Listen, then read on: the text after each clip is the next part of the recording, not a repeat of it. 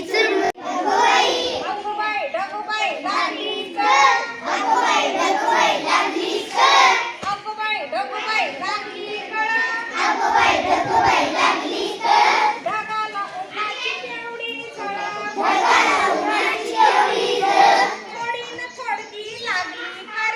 थोडी न थोडकी लागली कर. डोंगराच्या डोळ्याला पाण्याची धार. डोंगराच्या डोळ्याला पाण्याची धार.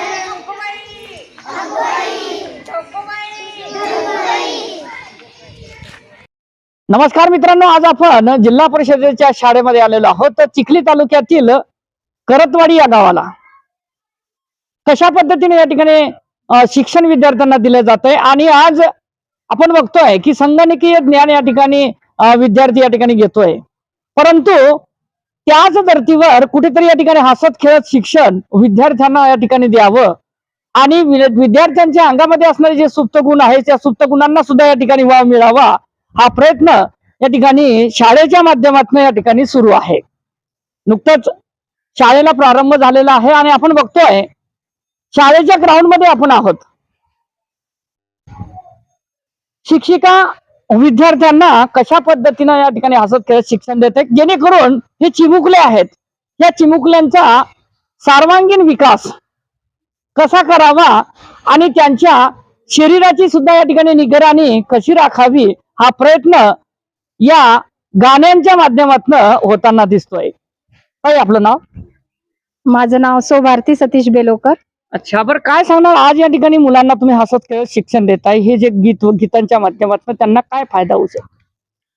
हसत खेळत शिक्षण ही संकल्पना जवळजवळ एक 10-15 वर्षापासून आम्ही इथे अंमलात आणलेली आहे आणि याचा फायदा असा आहे की मुलं आनंदानं उड्या मारत शाळेत येतात. आणि एवढंच नाही तर हे नुसते गीत म्हणून गीत नाही आहे, त्या गाण्यांमधून त्यांचं शिक्षणाचं काम होते आहे. आणि 4 भिंतीच्या आत मुलांना जास्त वेळ राहणं आवडत नाही, लहान मुलांना तरी आवडत नाही, कारण नेमकेच ते घराच्या बाहेर पडलेले असतात. आणि अशा वेळेस त्यांना जर आपण या मोकळ्या मैदानात घेऊन त्यांना जर या गाण्याच्या द्वारे जर शिक्षण दिलं तर ते अधिक लवकर ग्रहण करू शकतात आणि अधिक लवकर त्यामध्ये प्रावीण्य मिळवू शकतात.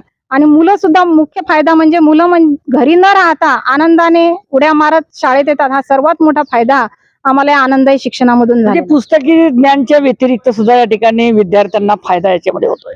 हो, नक्कीच होतोय. बरं, विद्यार्थी जीवनामध्ये या ठिकाणी आपण विद्यार्थी घडवताय, जसा मातीचा गोळा असतो आणि मातीच्या गोळ्याला आपण आकार देण्याचा या ठिकाणी प्रयत्न करतायत, तर त्याच पद्धतीने या ठिकाणी हे जे आई वडील सुद्धा या ठिकाणी विद्यार्थ्यांवर त्यांच्या मुलांवर या ठिकाणी जो संस्कार या ठिकाणी करतायत. परंतु बरेच काही तास तुमच्याकडे या ठिकाणी विद्यार्थी असते, त्यांच्या सवयीबद्दल काय सांगणार? जवळजवळ 6 ते 7 तास मुलं आमच्या सानिध्यामध्ये असतात आणि बऱ्याच समाजातले ज्या काही त्यांच्या आजूबाजूला घडणाऱ्या घटना आहेत त्यांचा परिणाम या मुलांच्या वागण्यात बोलण्यात झालेला असतो आणि त्याला योग्य वळण देण्याचं काम आम्हाला इथं करावं लागतं. आणि हे सातत्यानं रोज करावं लागतं, कारण ते घरी गेले की पुन्हा या सामाजिक वातावरणामध्ये मिक्स होतात.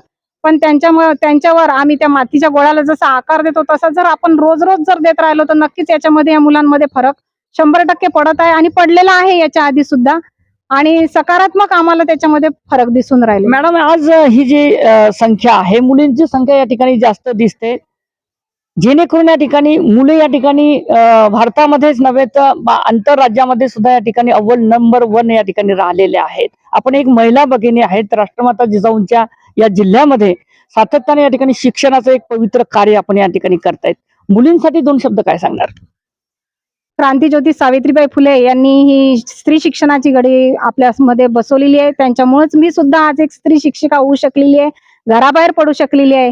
आणि आज समाजामध्ये सगळीकडे एक सगळ्यांना प्रेरणा मिळालेली आहे की नाही, मुलं मुली एक समान आहेत आणि मुली कोणत्या क्षेत्रामध्ये कमी नाही आहेत.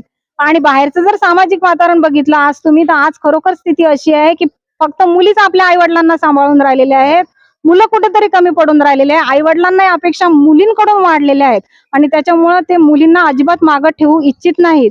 आणि चांगली गोष्ट आहे ही की आपल्या सगळ्या महिला भगिनी पुढे होतील आणि या सगळ्या क्षेत्रामध्ये आमच्या या मुली पुढे जातात. मित्रांनो, हे होते मॅडम आपल्या सोबत. कारण त्यांची प्रतिक्रिया अशी का घेतली की कुठेतरी आज या ठिकाणी ही जनजागृतीची फार आवश्यकता आहे, म्हणून आपण या ग्रामीण भागामध्ये करतवाडी या गावाला भेट दिलेली आहे.